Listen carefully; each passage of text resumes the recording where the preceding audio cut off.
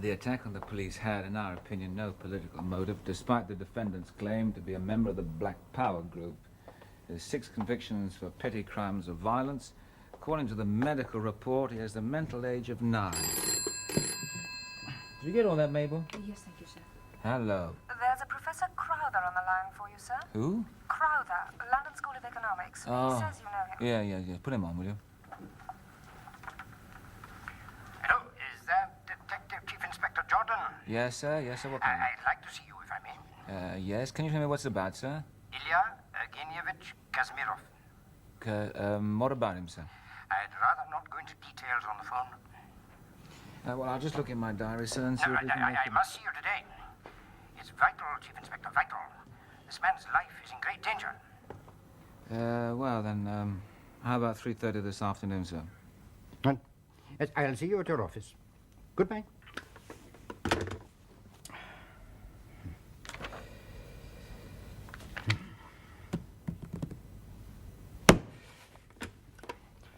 Operator. Operator. This is Professor Crowther. I have to make a call to Moscow. I don't care if all the lines are busy. Clear them. Don't waste time. This is urgent. Ring me back as soon as you know when you'll have a line. He's an elegant writer. Yeah, do you read that stuff for pleasure? You'll be surprised. It's a great magazine. I think you're behind Smersh. Oh, you've guessed. Would you like some tea, Chief Inspector Jeffries? Thanks, Mabel. Sugar? 4 lumps, please. 4? All right, then 5. Pour it in the sugar bowl, Mabel. I've gone through this Russian novel. Do you want me to give you a synopsis of it? Is that necessary, Taff? It's interesting, Elliot. You may want to buy the English edition. I only read romantic fiction. It's all about a rehabilitated communist in a small provincial town. All right, I'll spare you the details. Thank you very much. The point is that in Soviet eyes, it's a bomb. Mainly because of Chapter 14. That's the one we don't know whether Kazimiriov wrote or not. Well, if he didn't, it's a very clever job. The style would pass for Kazimiriov. Well, Professor Crowther insists it's been forged by the KGB. Well, so the Rimsky memoirs. But he objected to us interfering there. How did this manuscript come into the country? By a fellow named Brovnik. His story is it was smuggled out of Russia and placed in his hands. Now, Professor Crowther says it was sent by the KGB. Wouldn't be the first time they tried a thing like that. Yeah, I know, Tab, but why would they go to such trouble to frame a right? I mean, why don't they just arrest him and haul him away? Legalities didn't usually worry them. The KGB would have to have a damn good reason to arrest Kazimiriov. He's a voice of conscience in Russia. They banned his works, attacked him in the press, confiscated his private papers, everything. But the more they hound him, the more of a hero he becomes. Handwritten copies of his books are passed around in universities. Every word he says is written down and memorized by disciples. There's no doubt about it. They'd love to give him the chop, but they've got to present him as a traitor first. And this manuscript is the excuse. Thanks, Mabel. Is it sugared? 5 lumps. Lovely. Yes, well, it's interesting, Taffy. I'll talk to the superintendent about it. Jeffries also thinks it's unlikely that Kazimiriov would have smuggled abroad a book advocating the overthrow of communism in Russia. Well, he's the Iron Curtain expert, so I'll take his word for it. I can't see it's any business of ours. No, sir, but the carrier pigeon might be. That's a thought for the scientific age. Why? Now, you listen to this, sir. He's got a very interesting biography. Peter Brovnik, born Brno, Czechoslovakia, 1912.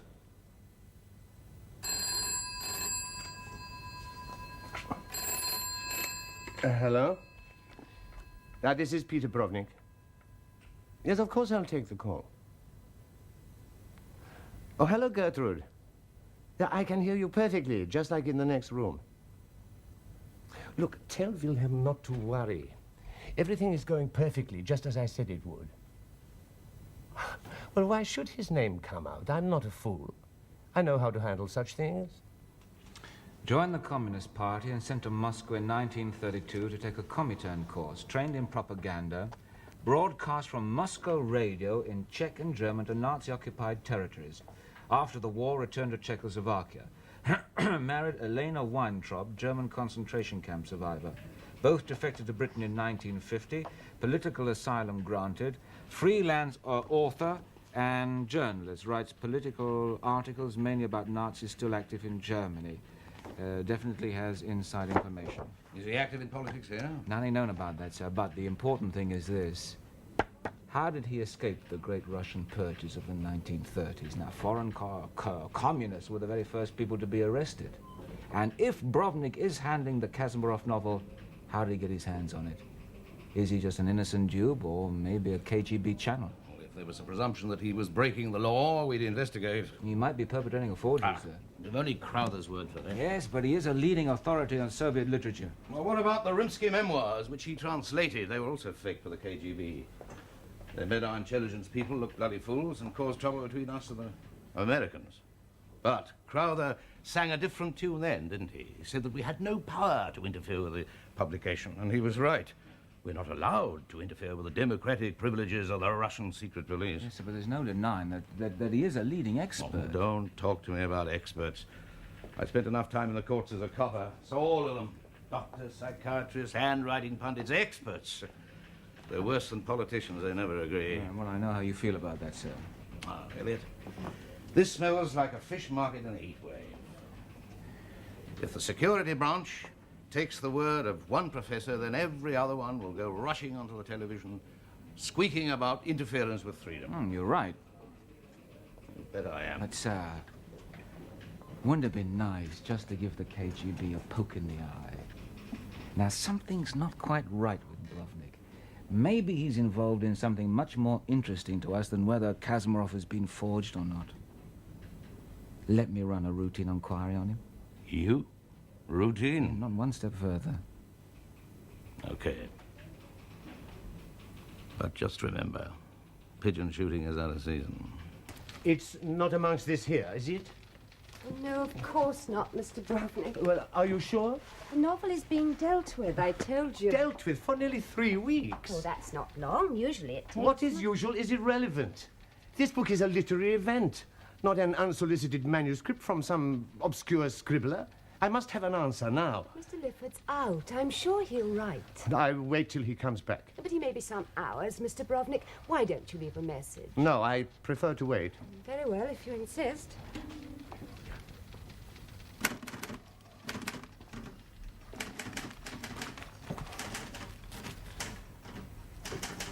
Do you know how my book is selling? The Secret Life of Stalin? Yes. Not very well. Oh? How many? Just a minute, I'll look at the chart. 14 since Christmas. Since Christmas? Sir. It wasn't advertised enough. That was the trouble.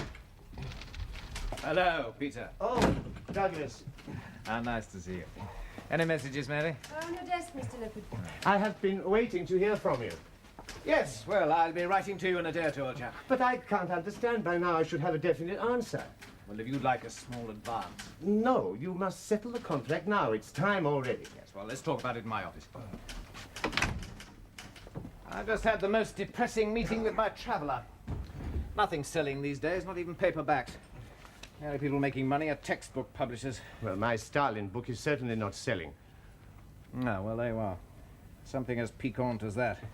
You know, Peter, if you take my advice, you'll write a good primer on Marxism for schools. Mary, phone my wife, will you, and tell her I'll be free for lunch. Douglas. Yes, and that's not as crazy as it sounds. You'd sell a lot in Black Africa. I'll meet her at El Paso's at 1. Douglas, please, have you made a decision about the Kazimiriov? Well, give me another day or two. But why? Well, I'm just checking one or two Checking. things. Look, 10, 20 publishers in this country will go on their knees. A new novel by Ilya Evgenovich Kazimiriov is of worldwide interest. If it's too much responsibility for you, then say so. Checking. Just give it me back and you won't have the trouble of checking. Look, Peter, sit down, will you? I've given the manuscript to an outside expert, but someone who knows Kazimirov's work inside out. Who? Well, I'd rather not say at this stage. But I am entitled to know. Oh, well, all right. It's Professor Crowther. Well, and even you'll agree he's one of the world's leading authorities on Soviet literature. He doesn't impress me so much. Well, you're joking. You know he's good. I'd like him to write a really important introduction. It would give it academic solidarity. Yes. Oh, God, is it? Hold on. Peter, I'll have to interrupt this, I'm afraid. There's someone to see me. But we are in the middle of our discussion. Yes, well, this has something to do with it. What do you mean? It's Crowther. Good. I will stay and hear his opinion. It would be better if I phoned you tomorrow. No, I'll wait outside, and then if there's anything to discuss, I will be all here. right. Send the professor in, will you, man?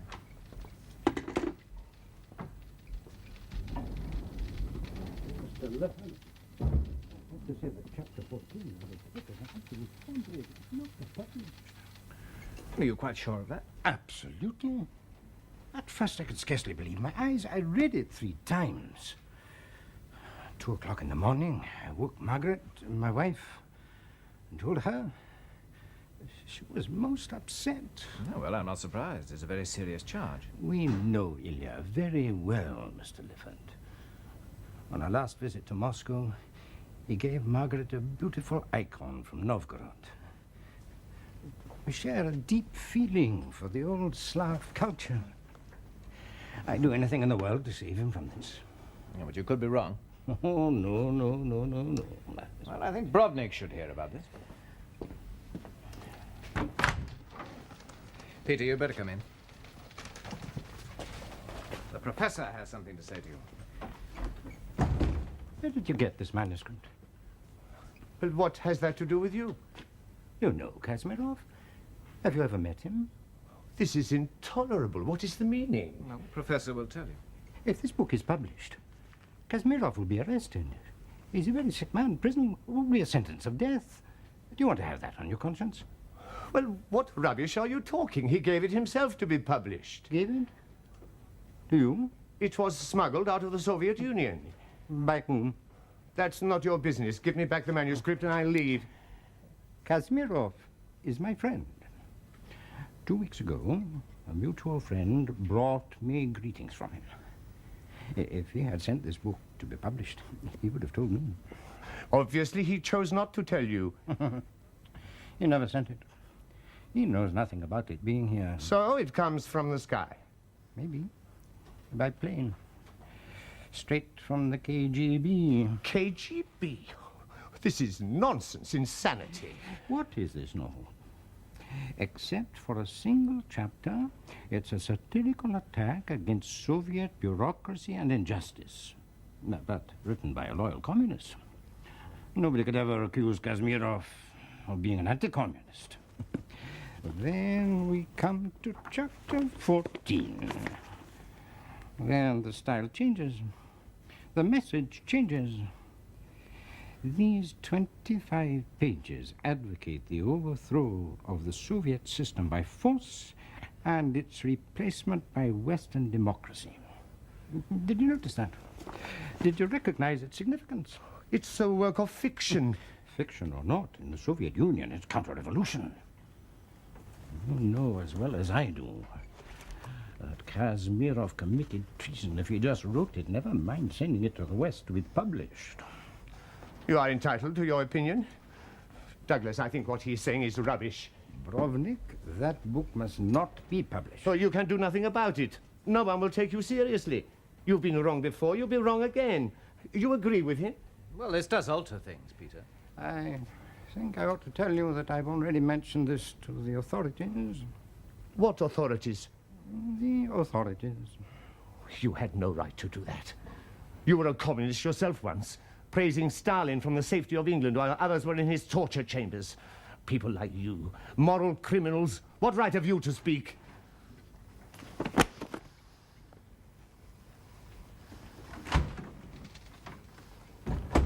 And you believe him? I don't know.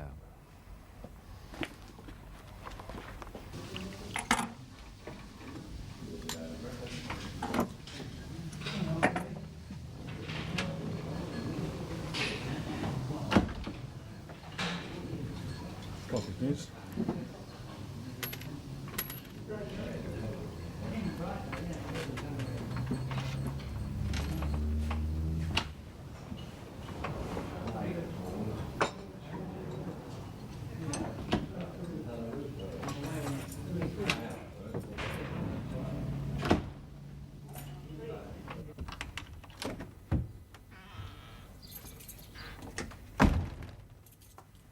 There's a gentleman waiting for you. For me? He's a policeman.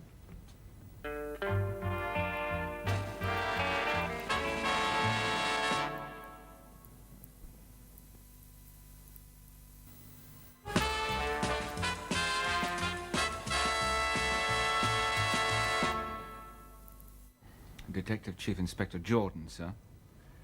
Are you from the local police station? No, sir, from Special Branch. I see.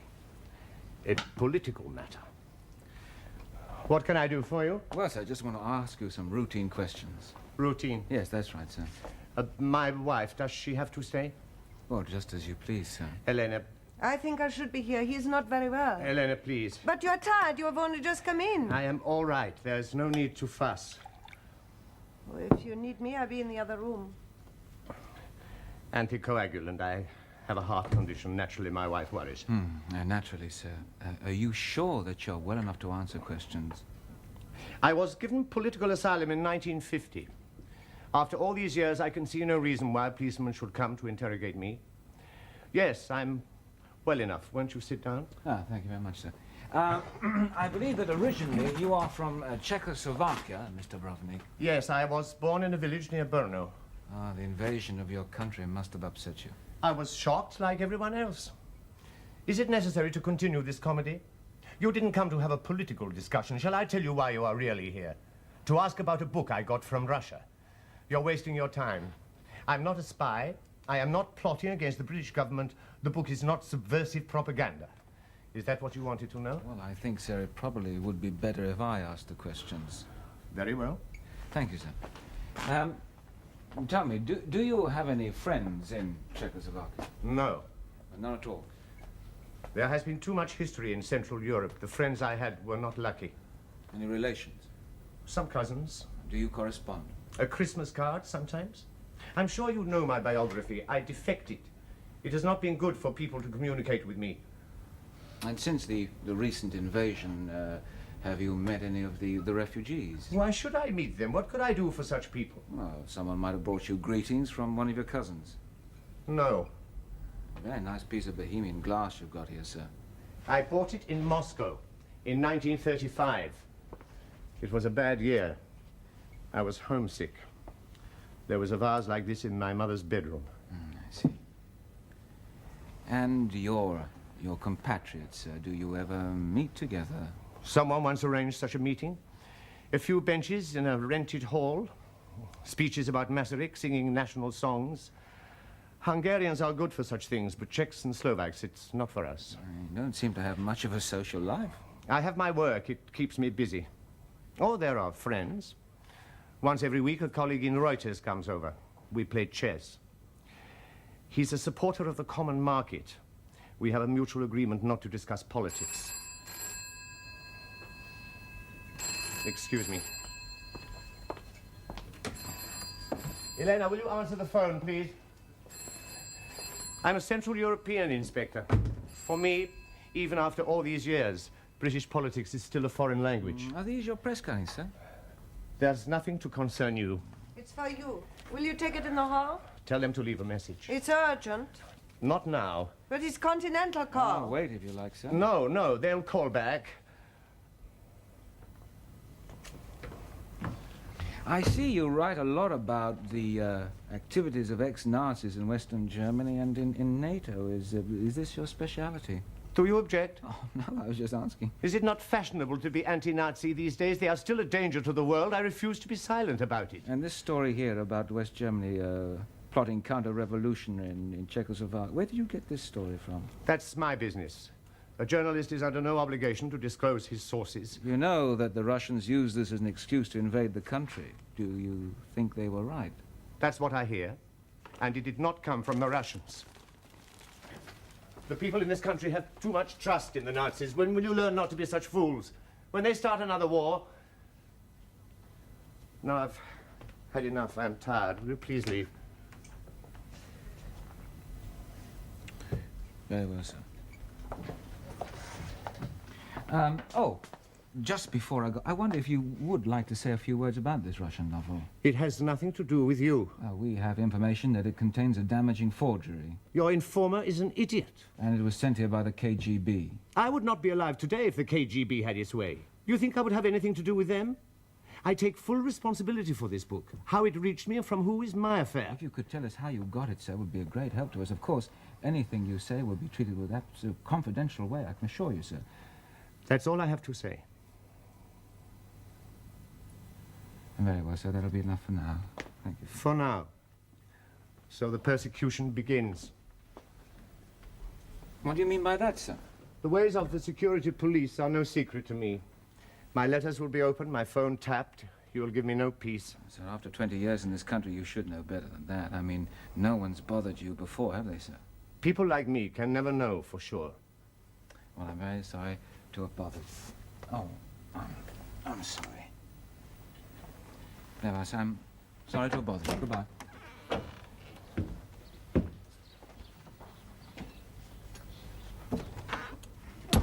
Well? Life repeats itself. Oh, always the pessimist. Come on, you have a lot to tell me. Did you get that information? Yes, no travel behind the Iron Curtain. His last trip abroad was in July '64. Oh, where did he go? The Costa Brava. Well, I think he needs another holiday. Mabel, will you check up on a Frau Gertrude Bullmeyer, B-O-L-L-M-E-Y-E-R, 2 little dots on the O. 45 Karl Marx Allee, apartment 45, East Berlin. Yes, sir. Oh, Mabel, one other thing. Would you get through to Continental Exchange? At 40 minutes past 2, they tried to put a call through to Brovnik's house. His telephone number is 013297426. Got that? I want to know who the call was from and where it came from, Mabel.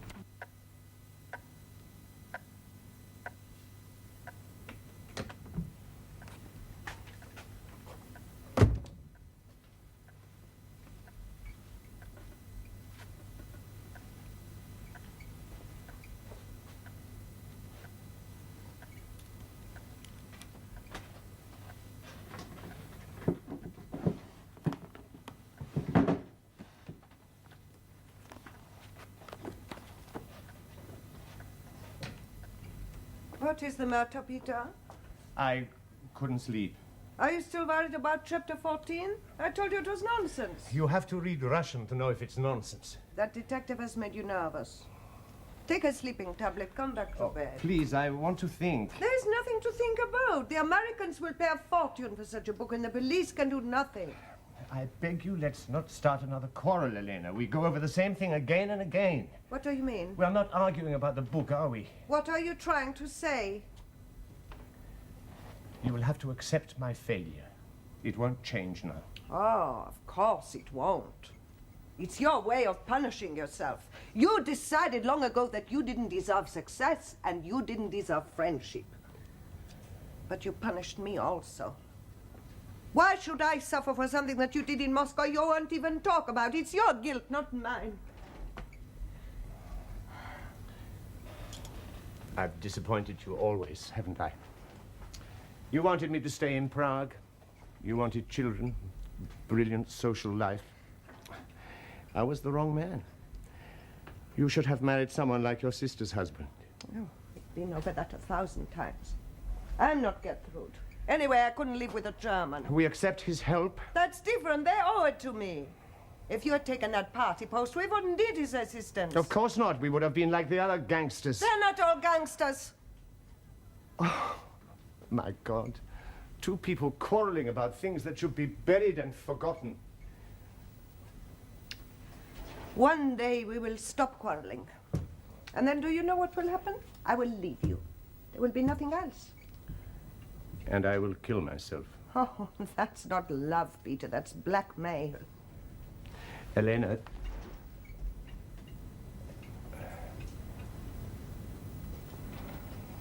Are you coming up? Soon.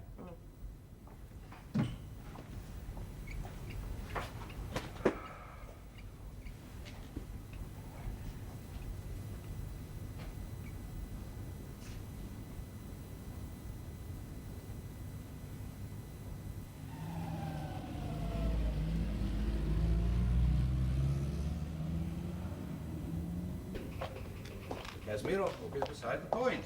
Brovnik isn't breaking the law. Yes, but he is putting across communist propaganda. That isn't a crime either, as long as it's not racial incitement. He's not exactly preaching love of the Germans. Well, that doesn't count. In fact, I don't think you've got anything against this chap at all. No, not so far, but he is being used somehow. The man is for freedom in Russia. He's against the Nazis in Germany still, and he feels it's his duty to expose them. You see, this man is basically honest, and we know the KGB are very good at making use of people with good intentions. Look, I think you better drop the case. It's a waste of time. I don't consider I've been wasting my time. You're running a personal vendetta against the Russians. You've never forgiven them for pulling the Rimsky memoirs over on us. Well, you weren't too happy about Well, maybe that. I wasn't, but this is piddling stuff in comparison. That depends how you look at it. Look, this is how I look at it, Jordan. I'm the boss here, for the next few months at least. You can get your way, but I'm digging up the back garden on pension. Yes, sir. I've given this bloody thing up. All right, I'm sorry. Sit down, Elliot. Didn't want to lose my temper. It's just that they've jumped in emergency on us. Prime Minister Zimboko is arriving suddenly for secret talks with the government, the most hated leader in it. And we've got 3 days to organize all the security arrangements. You remember the demonstrations when he was here for the Commonwealth Never Conference? mind the demonstrators. Some of the other Commonwealth leaders would love to put a bomb under him. Where's he staying? Ah, that's the trouble. Zimboko says he's traveling incognito, but he wants to put up at Claridge's. Meet the Lord Mayor. Or he wants to see a performance of that nude play. Well, you know the title, wouldn't you? And then he wants to visit his landlady in Camden Town. It seems that he was a lodger there while studying institutional management at the Northern Polytechnic. How long's he over here for? 5 days. Wives? 2. Or they want to see a display of British fashions. Oh, well, that'll be a nice job for one of the girls. I dare say, but you tell whoever does it not to show them miniskirts. She'll be warned. No, I really mean that. They banned them by law. Oh, they're a very dull place to live. By the way, Jeffries is still working on that Kazimiriov affair. Yeah, making inquiries. I'll tell him to pack it in. Yeah.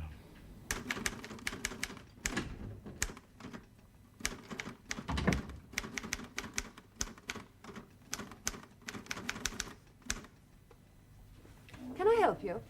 I'd like to speak to Mr. Lifford, please. Have you an appointment? No. Well, he may not be able to see you at the moment. What was it you wanted to see him about? I'd rather explain that to Mr. Lifford himself, if you don't mind. Very well. What name is it? Jeffries.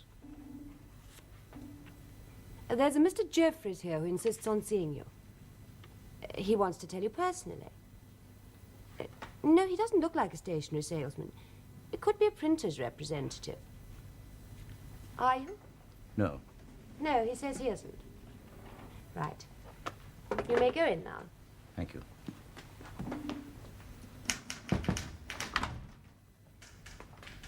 Yes, Mr. Jeffries. Good morning, sir.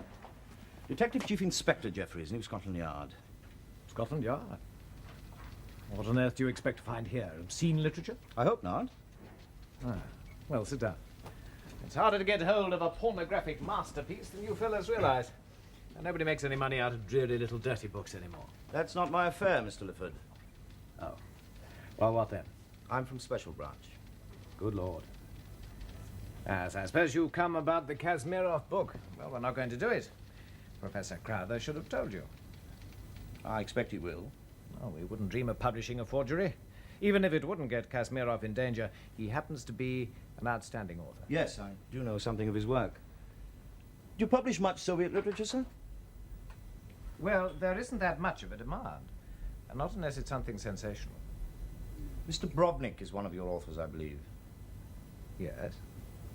We brought out 3 of his books. 1 on Stalin, 2 dealing with the Nazis. They haven't done very well, I'm afraid. I wonder if I might borrow them, sir. Yes, certainly. He's remarkably well informed about people with a Nazi background. Where does he get the material? Oh, Peter's a bit close about that, naturally.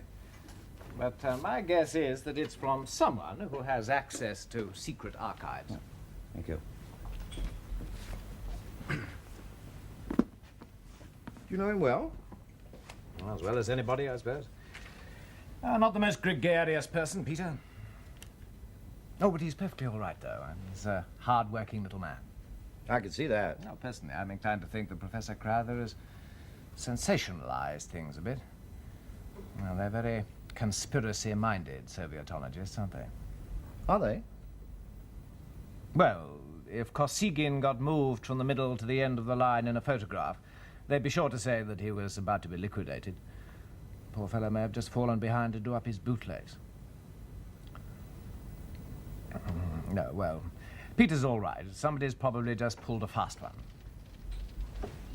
Yes, well, I'll just give you an official receipt for these books, sir. Oh, please don't bother. You can have those with pleasure. Can I? Certainly. Oh, no, I don't think that would be proper, sir.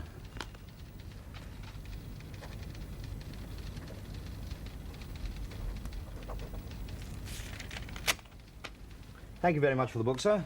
I won't be troubling you again. Oh, by the way, does the name Gertrude Bullmeyer mean anything to you? Yes, she's Mrs. Brodnick's sister. Well, at least I think so.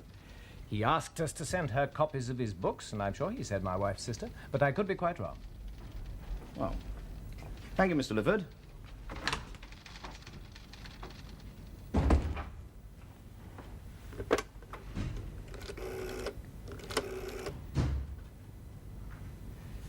Well, that wouldn't be very clever.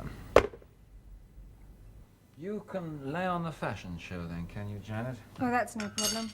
Now, remember, the superintendent doesn't want any of the Carnaby Street stuff. He doesn't know the first thing about women. They'd love it. Now, you listen to me. Oxford Street, Regent Street, no psychedelic boutiques. I do cut loose occasionally. I'd like you to let me know when you do. Sorry, you busy? Yes. Go away. Come in, Taff. Anything else you can think of the women to do, Constable Sims, you just keep me informed, will you? I will. Thank you very much. Gertrude Bullmeyer.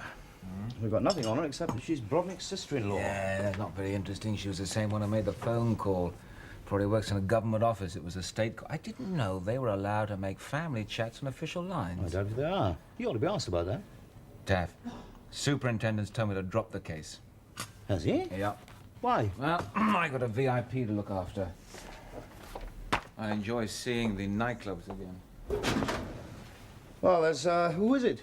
No, it's, not your department. Oh, good. There's nothing to stop me digging through a couple of files, then, is there? You got any ideas? Well, only that one of the editors of the East German Communist Party newspaper Neues Deutschland is a man named Wilhelm Bullmeyer. And we've got a great deal of stuff on him. Have you now? Well, enough to suggest that he's the secret police representative on the paper and its chief liaison with Moscow. And Gertrude Bullmeyer, wife? That's a reasonable guess, especially after that state call. Oh, KGB, Bullmeyer, Gertrude, Brodnick. Yeah, well, that looks interesting. No, Taff. The superintendent has told me definitely drop the case. Well, ask him to change his mind. You are joking. Oh, well, there's nothing to stop me digging through a couple of files, is there? You know, you'd be surprised what can be excavated from an old filing cabinet. You'd be surprised.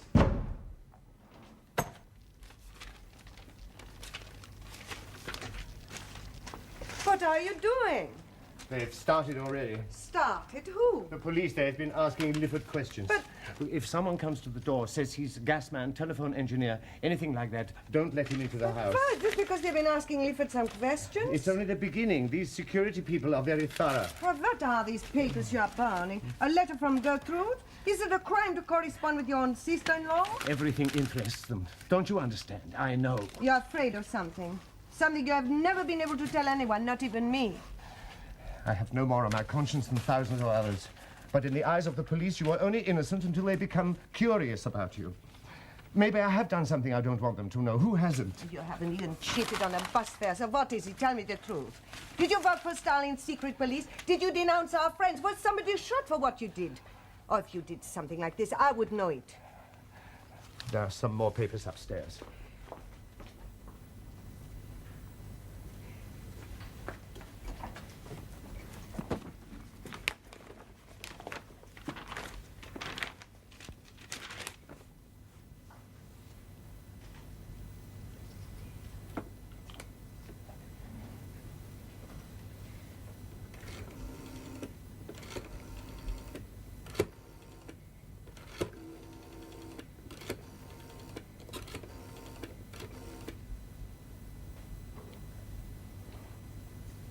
Hello? May I speak to Mr. Richard Clover, please? My name is Mrs. Brovnik. Yes, it is important. Hello? Mr. Clover? Yes, there's something I would like to talk to you about. As a member of Parliament, I know that you are interested in civil rights. I read your speech last Sunday. What are you doing? My husband is being persecuted by the police. No, the special branch.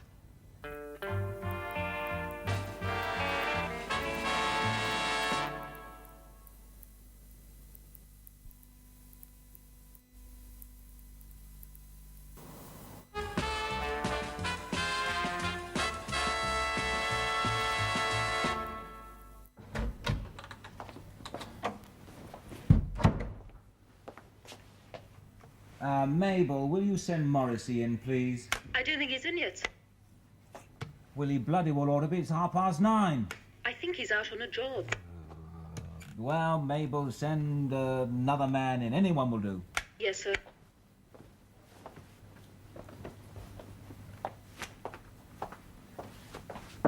Come in. You wanted me, Chief Inspector? Yes. You're new here, aren't you? Yes, sir. I was assigned to Special Branch last month. What is your name? Brewer, sir. Brewer. All right, Brewer, we've got to go over to Claridge's and make some special security arrangements for a VIP coming in from Africa. I want you to go over to the kitchens and check out all the Africans who are working. Don't interrupt me. I want to know who they are, what jobs they do, their nationalities, and how long they've been employed. I'll be over, a bit later myself to make some further inquiries. Just the kitchen staff, nothing else, sir? Oh, don't ask stupid questions. I'm interested in everybody from Africa. Right, sir. All Negro staff. Brewer. Have you never heard of white Africans, Cape Coloureds, Kenyan, Asian? Use your initiative. Yes, sir. Of course, sir. Sorry, sir. Small crisis going on as usual. Yes. Why? Oh, What's wrong? Well, I went over to Zambuco's old landlady's place the other night on my way. It's not Camden Town, it's Kentish Town. That doesn't sound disastrous. Only a mile up the road. Do you know what she's got stuck in the window? No coloureds. But Zimboko lived there, didn't he? Yeah, 15 years ago, and now she's joined the Keep Britain White Brigade. Now, what is Zimbuku going to say when he turns up there in his Rolls-Royce for tea? Laugh. Very funny. Yeah. He will complain to the Prime Minister. Never mind. I found something here that'll cheer you up. He's not coming. Read that. What's... yes. Well, I've seen this. That was in Peter Brovnik's press cutting. All right, now listen to this. It's from Neues Deutschland. I can read German, you know. Dear. You got it? Yeah, dear. You see who wrote it? Yes. How's your Russian? You read it to me.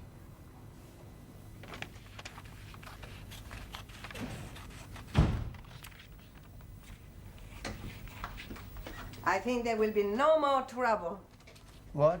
Mr. Clover says it is disgraceful, worse than censorship. He's going to take it up with the Home Secretary immediately. He may even ask a question in Parliament. All we need is that such a story should get into the newspapers. Mr. Clover says it won't happen. He says the authorities don't like to be involved in a public scandal. It won't stop Crowther. You don't believe he is right, do you? I don't know. Have confidence in your own judgment. We have nothing to fear anymore. This is an article from the Dispatch. It's about ex-Nazis on the NATO General Staff. Now, first of all, sir. Is this all that Zimboka's done? Yeah, that's everything we've got on Right, it. now what about Now, this? as you can see, sir, this one is signed by Peter Brovnik. Here's a cutting from the German communist newspaper Neues Deutschland. It's the same story published a day later.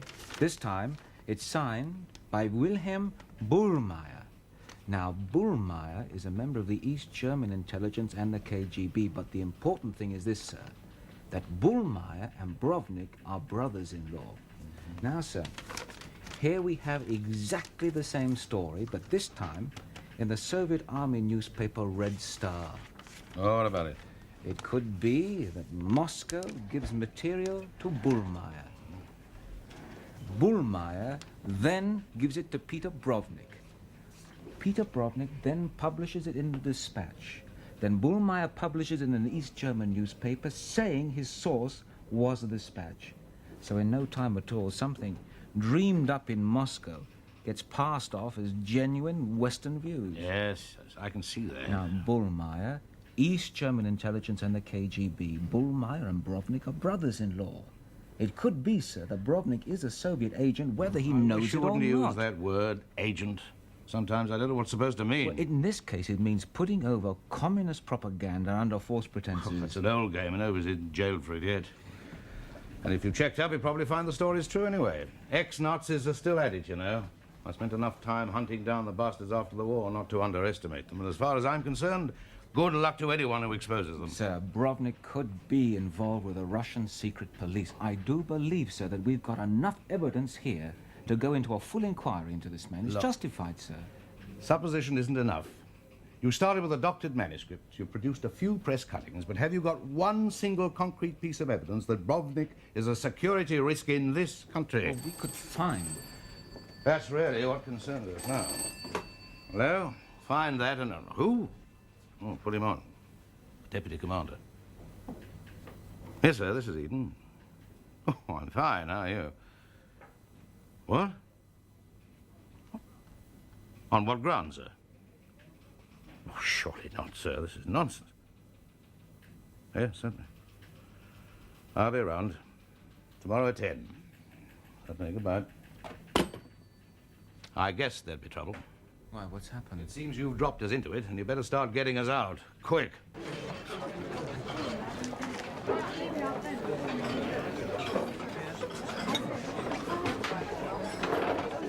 I'm afraid they didn't have the shepherd's pie. It was off. I think you'll find this edible. Not quite country fresh, of course. It's all right, sir.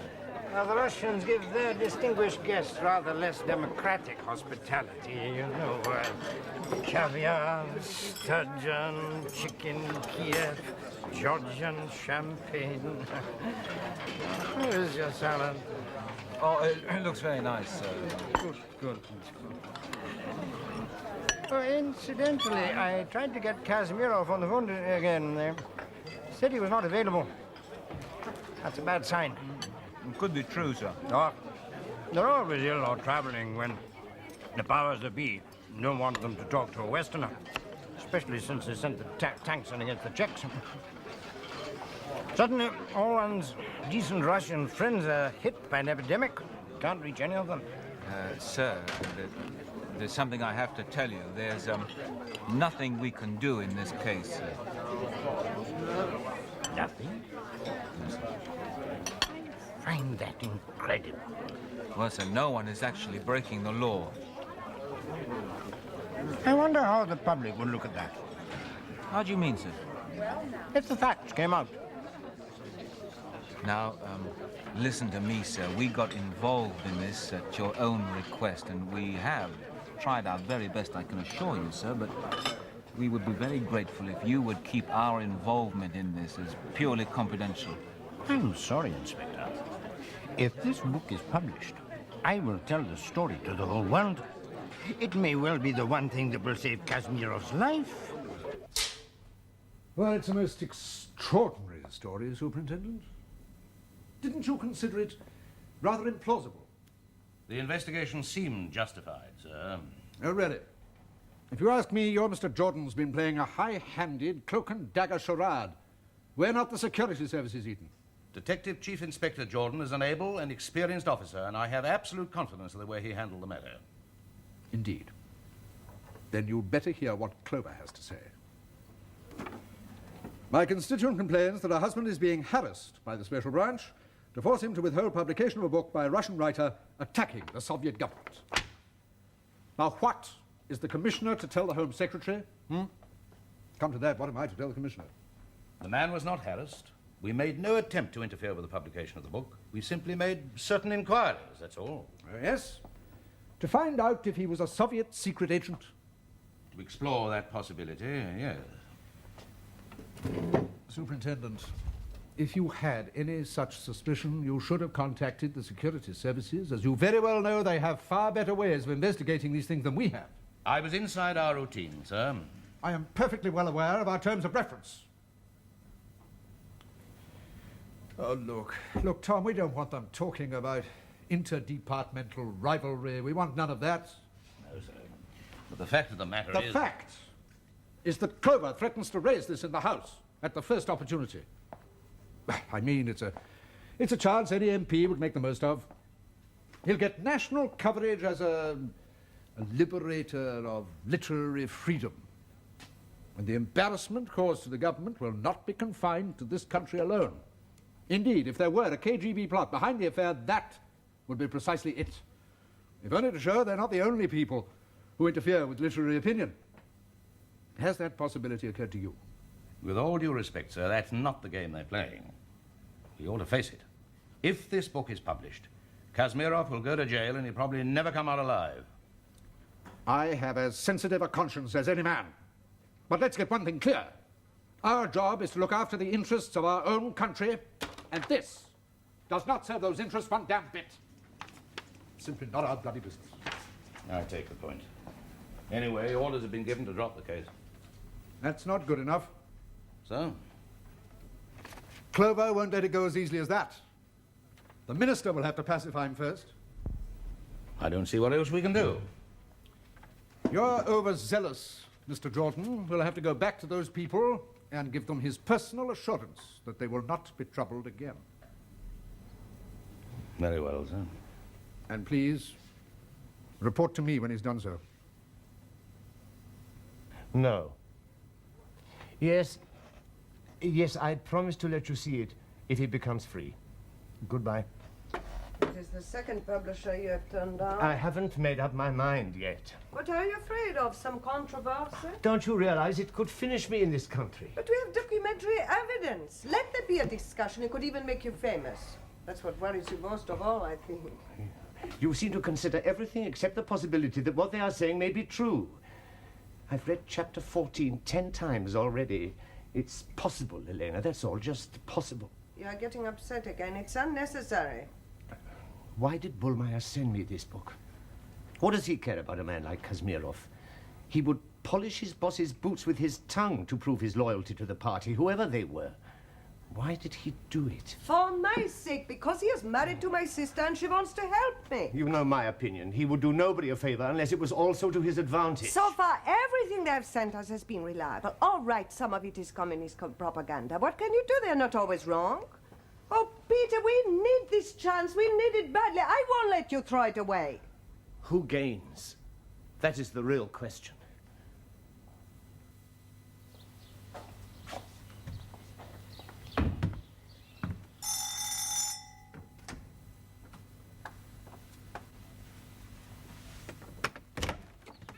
Yes? I wonder if I might see Mr. Brovnik, please. He's busy. I strongly object to you pestering him. There's no question of me pestering, madam, I can assure you. Thank you.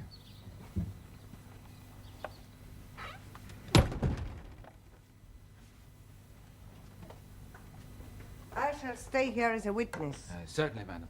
I understand, sir, that you were rather upset by my visit last week. We complained, yes. Well, I'm very sorry, sir, if you got the wrong impression. I can assure you that we had no... Hello? This is Mrs. Brovnik. Oh, yes, we are handling the new Kazimiriov novel. Oh, forgery.